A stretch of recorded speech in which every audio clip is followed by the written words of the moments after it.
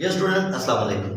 आज के लेक्चर में हम जो है वो कार्बोहाइड्रेट को मज़ीद डिस्कस करेंगे और कार्बोहाइड्रेट को हम पढ़ेंगे कि कार्बोहाइड्रेट को सैकराइड, हमने कल पिछले लेक्चर में बताया था कि कार्बोहाइड्रेट को सैकराइड इसलिए कहते हैं कि लफ्ज़ निकला है कि सैकरान से, और सैकरान का मतलब होता है स्वीट इन टेस्ट, क्योंकि जो मोनोसैकराइड हैं और ख़ास तौर पे जो डाइसैकराइड हैं ये टेस्ट में क्या होते हैं, मीठे होते हैं।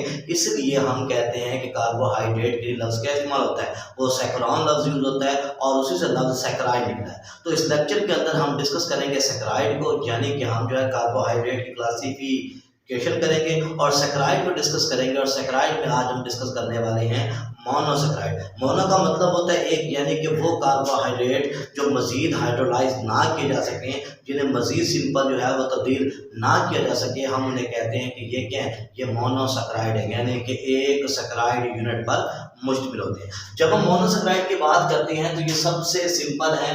क्यों सबसे सिंपल शुगर है? क्योंकि इन्हें मज़ीद हाइड्रोलाइज करके सिंपल यूनिट में तब्दील नहीं किया जा सकता।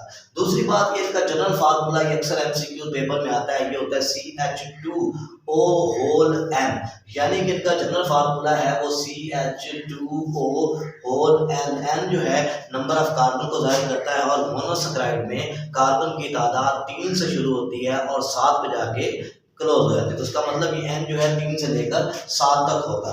ये स्वीट इन टेस्ट है, इसी वजह से तो कार्बोहाइड्रेट को क्या कहते हैं, सैकराइड कहते हैं। पानी के अंदर हल हो जाते हैं, आप ग्लूकोज को नहीं पानी के अंदर डिजॉल्व करें तो फौरन क्या हो जाता है, वो हल हो जाता है। तो पानी के अंदर क्या होते हैं, सॉल्युबल होते हैं, सिंपल होते हैं। जनरल फार्मूला का CH2O होल, ठीक है, N होता है। इसके अलावा स्वीट इन टेस्ट होता है, पानी के अंदर सॉल्युबल होते हैं और मैंने आपको बताया इसलिए इसे मोनोसैकराइड कहते हैं। They can not be hydrolysed further into smaller unit. तो सबसे छोटा यूनिट क्या है, वो मोनोसैकराइड है। अब इसकी केमिकल कंपोजिशन की बात करते हैं। हमने कार्बोहाइड्रेट की डेफिनेशन में जब हमने डिस्कस किया था तो हमने कहा था कि कार्बोहाइड्रेट की डेफिनेशन में हमने कहा था कि ये मुश्तमिल होते हैं पॉलीहाइड्रॉक्सी एल्डिहाइड एंड कीटोन, यानी कि इनमें बहुत ज़्यादा OH ग्रुप मौजूद होते हैं और साथ इसमें कार्बोनाइल कार्बन, अगर दोनों तरफ जो है वो कार्बन जुड़ी हो तो ये क्या है, ये हमारे पास कीटोनिक ग्रुप। और अगर जो है कार्बोनाइल कार्बन दोनों तरफ जो है वो, या एक तरफ जो है और एक तरफ कार्बन से ना अटैच हो तो इसे एल्डिहाइड ग्रुप का नाम देते हैं। तो ये बेसिकली क्या है, कीटोनिक और एल्डिहाइड, इसलिए हमने कहा था पॉलीहाइड्रॉक्सी एल्डिहाइड एंड कीटोन। यही इसकी डेफिनेशन होती है, पॉलीहाइड्रॉक्सी एल्डिहाइड कीटोन होते हैं केमिकल कंपोजिशन। और इसके अलावा फंक्शनल ग्रुप के हिसाब से ये शुगर एल्डो शुगर भी होती है और कीटो शुगर भी होते हैं। ये अक्सर आता होता है, शॉर्ट क्वेश्चन पूछा जाता है, difference between aldo and keto sugar. तो हम कहते हैं एल्डो शुगर कौन सी, that sugar which contain aldehyde. तो ये वाला ग्रुप को जरा गौर करें तो ये क्या है, ये एल्डिहाइड है। यहाँ पे मैंने 3 कार्बन वाला एक कंपाउंड बनाया जिसका नाम ट्राइओसिस है, और ये असल में क्या है, ये डी ग्लिसरल्डिहाइड मौजूद है। डी ग्लिसरल्डिहाइड जो है कि इंटरमीडिएट प्रोडक्ट है, जो क्या होती है, रेस्पिरेशन के अंदर जो है वो बनती है। ग्लाइकोलाइसिस हो गया या जो है क्रेब्स साइकिल वगैरह जिसे हम कहते हैं, उसके अंदर ये बनती है। तो ये एमसीक्यूज भी अक्सर पूछा जाता है। तो ये हमारे पास 3 कार्बन है। फिर इसके अलावा जिसके अंदर क्या होगा, कीटो ग्रुप मौजूद होगा। जरा इस कार्बन को आप गौर से देखें तो ये कार्बन 2 कार्बन से डायरेक्टली अटैच है। So that's why this functional group is considered as a ketonic group and the carbohydrate which contain ketone as a functional group is called as keto sugar. तो ये keto sugar है, ये मैंने 3 carbon वाला ट्राइओस बनाया है, जो असल में क्या है, जो असल में डाइहाइड्रॉक्सी एसीटोन है। ये भी 3 कार्बन वाला, जो इस बात की इंडिकेशन कर रहा है कि ये इंटरमीडिएट प्रोडक्ट मौजूद है। अब देखिए, मैं बार बार लफ्ज़ ट्राइओसिस यूज किया 3 कार्बन के लिए, तो इसका मतलब इसकी क्लासिफिकेशन मैटर करती है।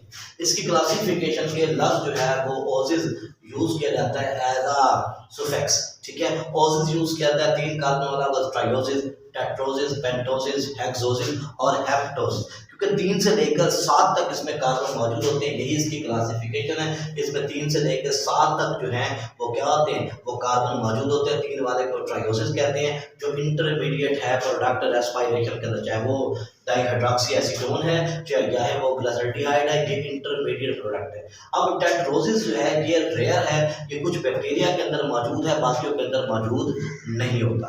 इसके अलावा पेंटोस जो है ये क्या होता है, पेंटोसिस जिसे कहते हैं, ये डीएनए आरएनए न्यूक्लिक एसिड के अंदर क्या होते हैं, ये मौजूद होते हैं। और हेक्सोसिस हम जानते हैं कि ये पाया जाता है किसके अंदर, ये पाया जाता है ग्लूकोज के अंदर, फोटोसिंथेसिस के अंदर। अब इनकी कार्बोहाइड्रेट में मोनोसैकराइड की खासियत ये होती है कि स्टेट चेंज चेन भी होते हैं, लेकिन जब हम पेंटोसिस को और हेक्सोसिस को यानी कि राइबोज शुगर और ग्लूकोज शुगर को पानी में डालते हैं तो ये स्ट्रेट स्ट्रक्चर के साथ साथ क्या करते हैं, ये जो है कि रिंग स्ट्रक्चर भी बनाते हैं। वो कैसे बनाते हैं देखते हैं हम उसे।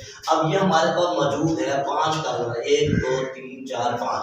एक कार्बन को छोड़कर जो यानी कि कार्बोनाइल कार्बन है, बाकी जितनी भी कार्बन होंगे उनके साथ OH ग्रुप लगा होगा, हाइड्रोक्सिल ग्रुप लगा होगा। इसका मतलब ये पेंटोज में 4 हाइड्रोक्सिल ग्रुप होते हैं और हेक्सोज के अंदर 5 हाइड्रोक्सिल ग्रुप मौजूद होते हैं। इस तरह हेप्टोज के अंदर 6 हाइड्रोक्सिल ग्रुप होना जरूरी है। तो ये देखिए, ये 1 ये 2 ये 3 और ये 4 जो है ये क्या है, ये हाइड्रोक्सिल ग्रुप मौजूद है। ये खासियत है किसकी, पेंटोज की। जब इसे हम डालते हैं किसमें, हम डालते हैं इसे पानी के अंदर, तो ये एक रिंग स्ट्रक्चर बनाती है। ये रिंग स्ट्रक्चर हमारे पास मौजूद है कार्बन नंबर 1 2 3 4 और ये कार्बन नंबर 5 मौजूद है। इसमें कार्बन नंबर 2 इंपॉर्टेंट है, इसके ऊपर जो हाइड्रोक्सिल ग्रुप लगा हुआ है, अगर इसमें से ऑक्सीजन निकाल दिया जाए तो ये डीऑक्सी हो जाता है, यानी कि DNA में मौजूद होता है, और अगर ना निकाले तो राइबोज होता है, RNA का पाया जाता है। तो ये इसका स्ट्रक्चर है जिसे राइबोफ्यूरानोज कहते हैं। ये भी 2 नंबर का पेपर में अक्सर क्वेश्चन आया होता है कि draw the structure of ribose sugar, straight draw कर दे और रिंग भी ड्रा कर दे, तो ये हमारे पास मौजूद होता है। फिर हम उसके बाद जब इसे देखते हैं तो ये ग्लूकोज है। ग्लूकोज मैंने जैसे बताया कि जितना भी क्या होगा वो कार्बन है, उसमें एक कार्बन को छोड़ के बाकी के साथ हाइड्रोक्सिल ग्रुप का होना जरूरी है। तो ये हमारे पास कार्बोनाइल कार्बन है और ये है भी कौन सा, ये एल्डिहाइडिक है। तो इसमें हमारे पास क्या 1 2 3 4 और 5 OH ग्रुप मौजूद है, क्योंकि 6 कार्बन वाला है। इसको जब पानी में डाल दे तो क्या करता है, ये जो है ये भी रिंग स्ट्रक्चर बनाता है। कार्बन नंबर 1 2 3 4 5 और ये कार्बन नंबर 6 जो है मौजूद है। ये रिंग स्ट्रक्चर बनाता है जिसे हम ग्लूकोपाइरानोज का नाम देते हैं। तो ये ग्लूकोपाइरानोज हो गया और ये राइबोफ्यूरानोज हो गया, ठीक है ना। ये अक्सर पेपर में शॉर्ट क्वेश्चन के तौर पर आता है। तो ये हमारे पास था मोनोसेक्राइड के बारे में कि मोनोसेक्राइड सिंपल शुगर है जिन्हें मजीद जो है वो यूनिट में तब्दील नहीं किया जा सकता। इसमें कार्बन नंबर 3 और कार्बन नंबर 7 जो है वो मौजूद होते हैं। ग्लूकोज की बात करते हैं तो ग्लूकोज को जब हम देखते हैं तो ग्लूकोज की खासियत ये है, ग्लूकोज बनता है फोटोसिंथेसिस से। देखिए, फोटोसिंथेसिस एक ऐसा अमल होता है जिससे पौधे जो हैं वो सूरज की रोशनी के अंदर क्या करते हैं, वो सूरज की रोशनी के अंदर जो है वो कार्बन डाइऑक्साइड और वाटर को यूज़ करके बनाते हैं। फर्ज करें कि ये हमारे पास मौजूद है वाटर, इस तरह ये कार्बन डाइऑक्साइड है, ये सनलाइट मौजूद है, तो इससे क्या होगा C6H12O6 बनेगा और साथ 6O2 oxygen as a by product. तो ये ग्लूकोज जो है ये क्या होता है, जो मोनोसेक्राइड है ये असल में बनता है किसकी वजह से, फोटोसिंथेसिस की वजह से। पौधे जो हैं वो सोर्स हैं। इसी तरह अगर हम बात करते हैं, MCQs अक्सर पूछा जाता है कि 10 ग्राम ग्लूकोज को तैयार करना हो तो पौधे कितनी एनर्जी को यूज़ करें, कितनी सनलाइट को यूज़ करेंगे। तो पौधे 717 किलो कैलोरी जो है वो क्या करते हैं, वो यूज़ करते हैं 10 ग्राम ग्लूकोज को बनाने के लिए।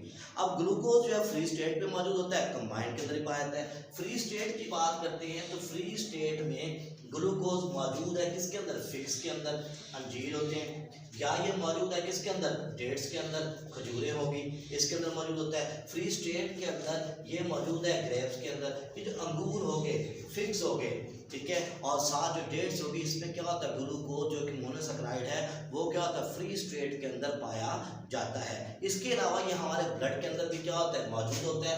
ब्लड के अंदर ग्लूकोज की जो मिकदार है वो 0.08% है। अगर इसकी मिकदार ज़्यादा हो जाए तो हम इसे कहेंगे कि ये क्या होगा, हाइपरग्लाइसीमिया हो गया, डायबिटीज़ मेलिटस हो सकती है। अगर इसकी मिकदार जो है वो क्या हो, इससे कम हो जाए तो फिर क्या होता है, फिर हाइपोग्लाइसीमिया हो सकता है, जिससे भी कंसिक्वेंसेस होते हैं, इंसान बेहोश हो सकता है, कोमे में जा सकता है। तो ग्लूकोज फ्री स्टेट में मौजूद होता है, हमारे ब्लड में मौजूद होता है। इसके अलावा ग्लूकोज जो है ये कंबाइंड फॉर्म के अंदर भी क्या होता है, ये पाया जाता है। ये मौजूद होता है किसके साथ, लिपिड के साथ। अगर ये लिपिड के साथ मौजूद है तो हम इसे ग्लाइकोलिपिड कहेंगे। अगर ये प्रोटीन के साथ मौजूद है तो हम इसे क्या कहेंगे, हम इसे ग्लाइकोप्रोटीन का या ग्लाइकोलिपिड और ग्लाइकोप्रोटीन का नाम देते हैं। इस तरह ग्लूकोज जो है ये मोनोसेक्राइड है जो नेचर के अंदर मौजूद होता है और पौधे अपनी खुराक जो है वो ग्लूकोज की शक्ल में पैदा करते हैं। फिर ये ग्लूकोज जो है वो डाइसेक्राइड, ऑलिगोसेक्राइड या फिर पॉलीसेक्राइड वगैरह में तब्दील होता है। तो ये हमारा लेक्चर था अबाउट मोनोसेक्राइड के बारे में। नेक्स्ट इंशाल्लाह हम जो है मज़ीद स्टडी करेंगे।